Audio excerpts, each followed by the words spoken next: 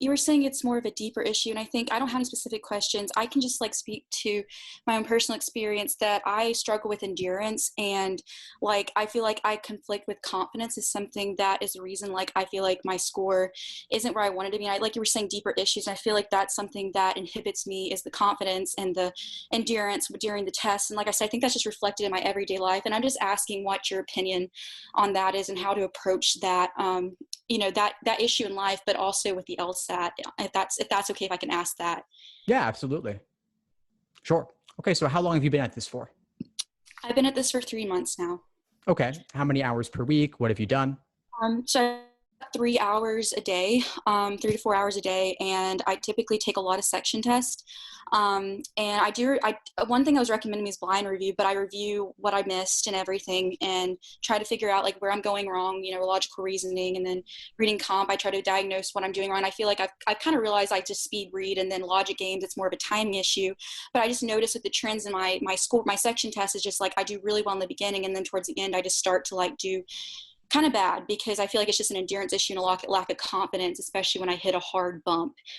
So like I said, I just wanted like I said, this relates to my own personal life, and I'm just wondering if you have any advice for that issue with like endurance and having confidence in that I can score as high as I need to.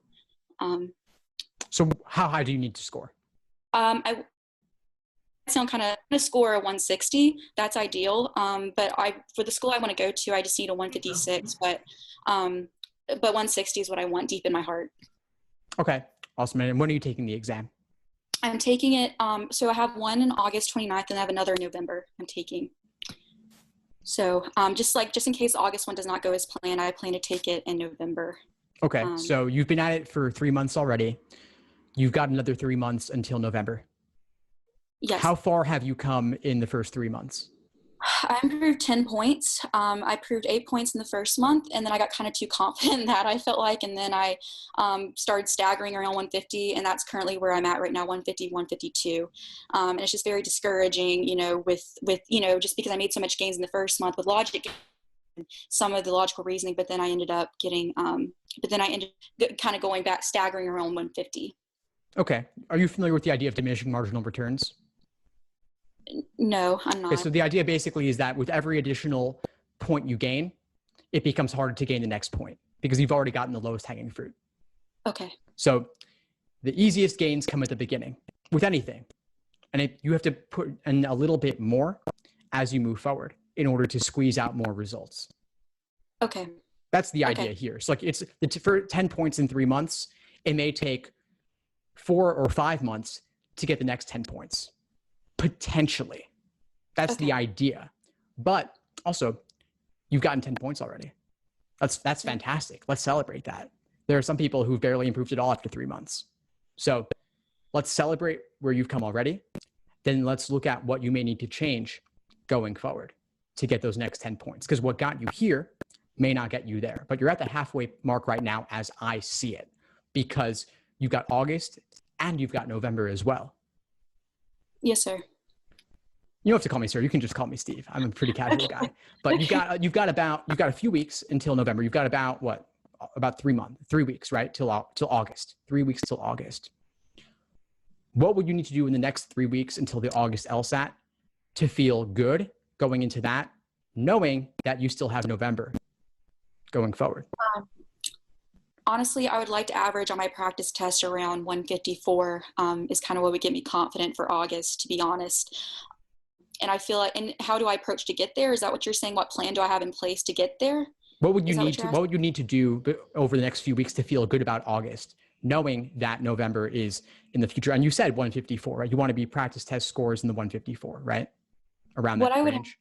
What I would have to do feel confident be just kind of keep November in the back of my mind, but also just like study harder, but also study smarter. I feel like that's another way because I feel like I've been, I put a lot of hours, but I feel like a lot of that time also, not going to lie, has been a lot of planning, like saying like, oh, I've hit this, number in my raw score for the section.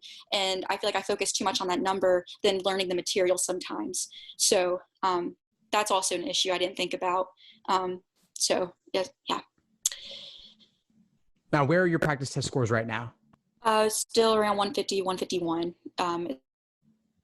and the highest average across all the section tests has been about a 156. But, you know, endurance is an issue with the practice test. So I'm trying to do a full out practice test and get around a 155.